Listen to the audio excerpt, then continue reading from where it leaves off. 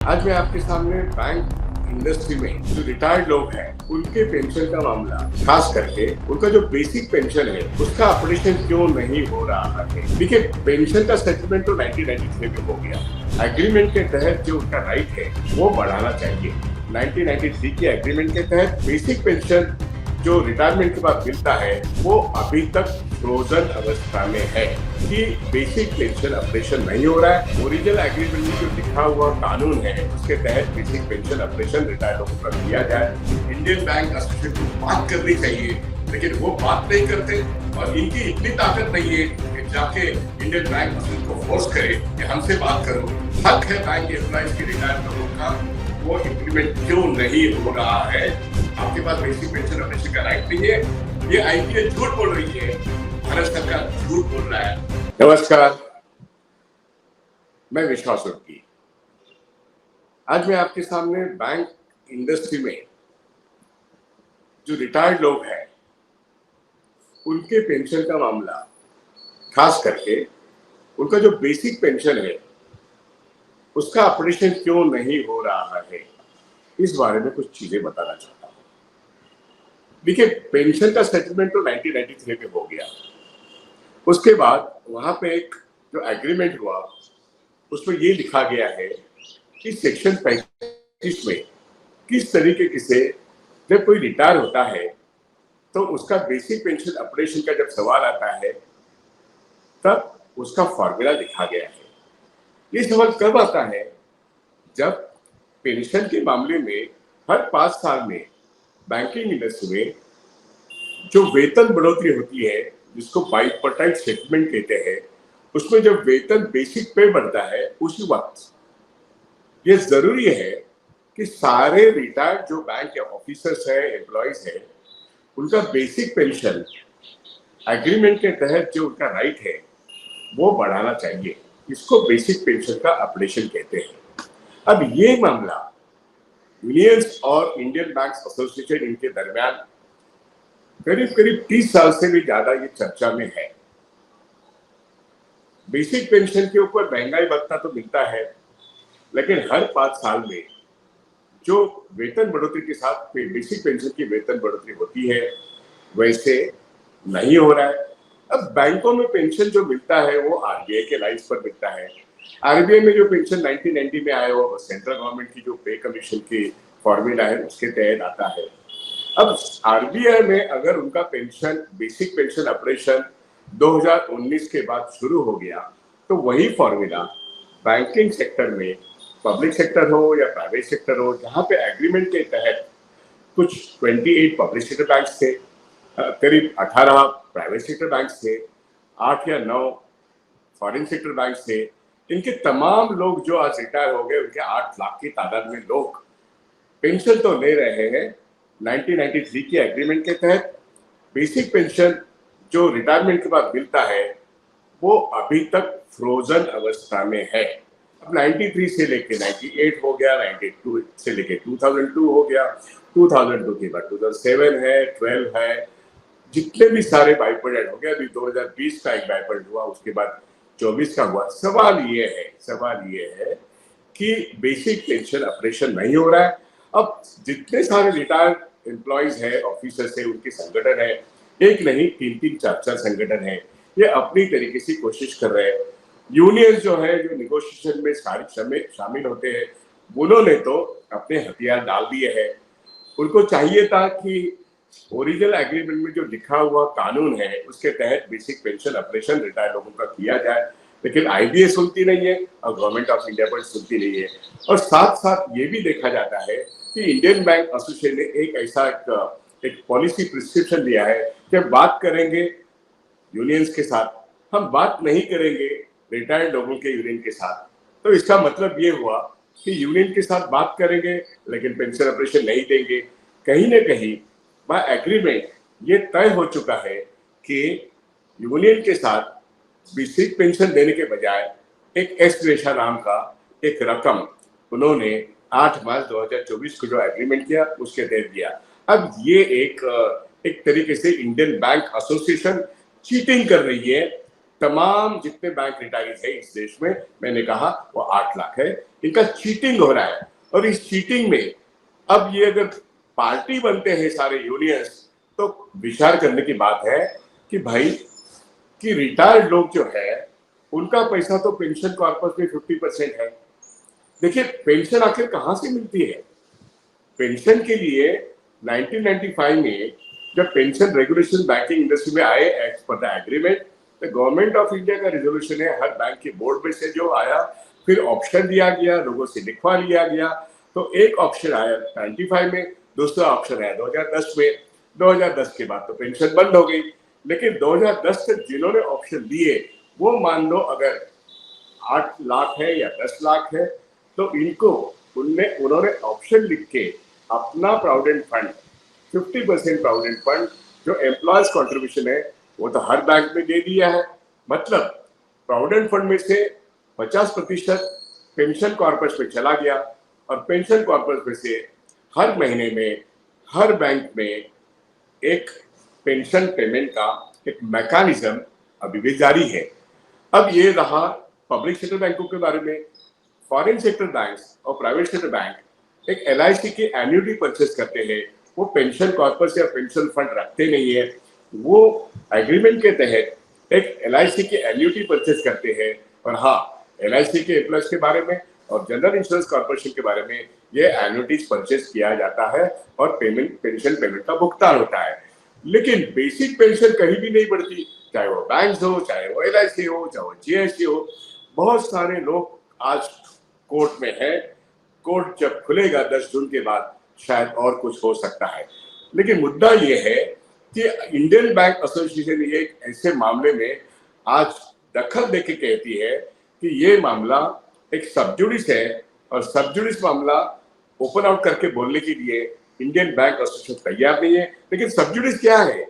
वहां पे Indian bank association ये सवाल उठाती है कि बेसिक पेंशन ऑपरेशन का जो कानूनी अधिकार जो लोग कहते हैं वैसा वो लिखा हुआ नहीं है। और इसलिए इंडियन बैंक एसोसिएशन का एक पोजीशन ऐसा है कि हम बेसिक पेंशन को ऑपरेशन नहीं करेंगे, और इसको चैलेंज करना ये जिम्मेदारी रिटायरीज के ऑर्गेनाइजेशन की है। इसको चैलेंज करने की जिम्मेदारी जो यूनाइटेड फोरम के यूनियन से इनकी जिम्मेदारी है, और वो आज ये जिम्मेदारी निभाते नहीं है। यही तो हम सब लोग देख रहे हैं, और इसलिए कुछ इंडिविजुअल्स और कुछ संगठन कोर्ट के रास्ते पर आगे बढ़ रहे हैं। करे तो क्या करें? राइट कहां पर लिखा? जब आईबीए कहता है कि देयर इज नो राइट, तो हमको ये कहना पड़ेगा कि भाई 1993 का एग्रीमेंट खोल के देखो, वहां पे सेक्शन 35 लिखा है। मैं आगे जाके कहता हूं जितने भी मेरे पेंशन रेगुलेशन आए बैंकिंग इंडस्ट्री में 2002 के बाद, बैंकिंग इंडस्ट्री में गवर्नमेंट ऑफ इंडिया ने खुद अपने बैंकों के बोर्ड के जरिए एक रेजोल्यूशन पास आउट किया है। वहां पे अब क्लॉज 11 खोल के देखो, पढ़ के देखो, जो राइट लिखा है ना वो वहां पे लिखा है। उसमें क्या लिखा है? ये जिम्मेदारी बनती है हर बैंक के पेंशन कॉर्पस हैंडल करने वाले मैनेजमेंट की कि हर साल में एक एक्चुअल्स का रिपोर्ट बनाए, और एक्चुअल्स के रिपोर्ट के हिसाब से पेंशन कॉर्पस में अगर पैसा कम है या ज्यादा है, पैसा कम हो तो उसको डेफिसिट पूरा करे, बैलेंस शीट में प्रोविजन करे, बैलेंस शीट का जो मुनाफा होता है उसमें से प्रोविजन करे। ये सारी बातें एक्चुअल्स का रिपोर्ट हर साल लेने का एक मैंडेटरी प्रोविजन 93 के एग्रीमेंट से लेके हर जगह पे लिखा हुआ है। ये अगर इंडियन बैंक एसोसिएशन नहीं करती, ये अगर भारत सरकार के कंट्रोल में जितने भी नेशनल बैंक है या इस एग्रीमेंट के जो बैंक है वो अगर नहीं करते, तो गलती किसकी है? गलती ओनर मतलब गवर्नमेंट ऑफ इंडिया की है।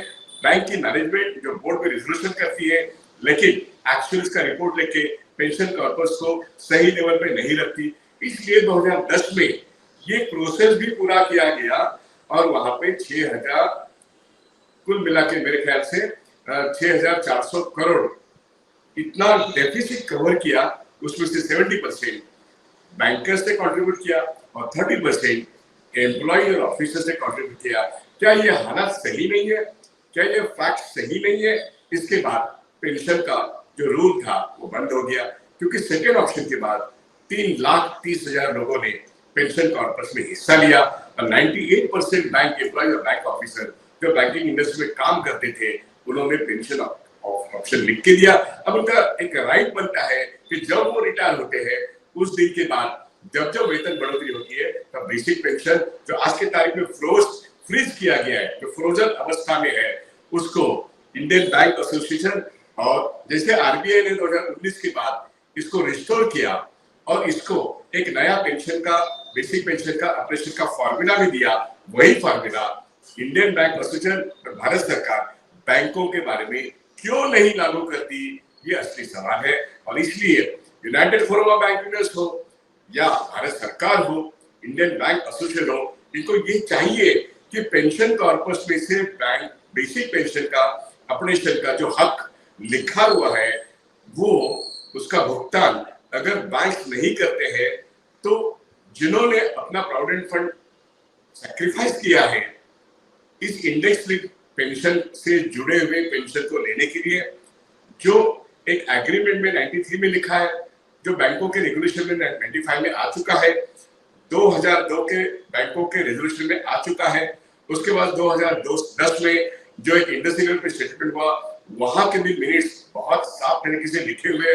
उसके बाद अगर 2019 में रिजर्व बैंक ऑफ इंडिया इसको मान के चलता है, रिजर्व बैंक ऑफ इंडिया का बोर्ड और भारत सरकार रिजर्व बैंक ऑफ इंडिया के कर्मचारियों को वो देता है, तो फिर बैंकिंग इंडस्ट्री में अगर आरबीआई के पैटर्न पे पेंशन आना ये एक लिखा हुआ एग्रीमेंट है, तो इंडियन बैंक एसोसिएशन और डीएफएस अपनी जिम्मेदारी से मुंह क्यों मोड़ रहे हैं, अपनी जिम्मेदारी से क्यों भाग रहे हैं?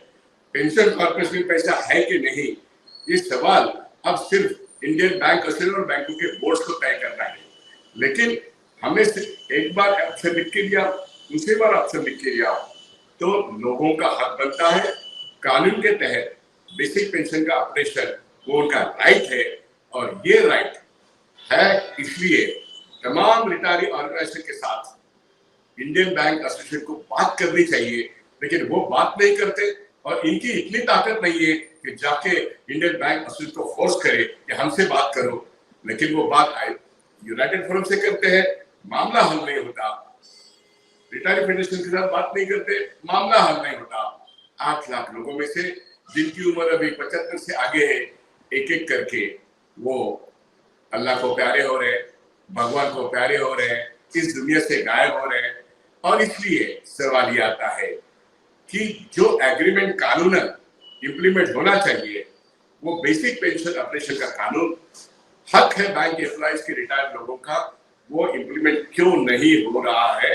इसके लिए एक ताकत, 8 लाख लोगों की ताकत इंडियन बैंक एसोसिएशन को प्रेशराइज करे, भारत सरकार के डीएफएस को प्रेशराइज करे कि हमारा पैसा आपके पेंशन कॉर्पस में है, वो 50% है और आपने ये मान लिया था कि हर साल एक एक्चुअलीज का रिपोर्ट लेके उसका कॉर्पस आप फुल करेंगे, वो आपने 2010 में किया। और इसके लिए सारे कुछ कानून मौजूद है, सारे मिनट्स और एग्रीमेंट मौजूद है, और फिर भी आप 2010 के बाद 2025 तक, मतलब 15 साल, मैं समझता हूँ कि 2010 के पहले पॉसिबल नहीं था बेसिक पेंशन ऑपरेशन, कि 2010 के बाद हाँ ये पॉसिबल था और आरबीआई में ये पॉसिबल हुआ, तो कमर्शियल बैंकों के लोगों के, नेशनल बैंक के लोगों के लिए जो 8 लाख की तादाद में, इनके लिए बेसिक पेंशन जो हक का मामला है वो अभी भी इम्प्लीमेंट अगर नहीं हो रहा है, तो भारत सरकार को ध्यान देना पड़ेगा। ये 8 लाख लोग, 8 लाख फैमिलीज है और ये सब सीनियर सिटीजन है।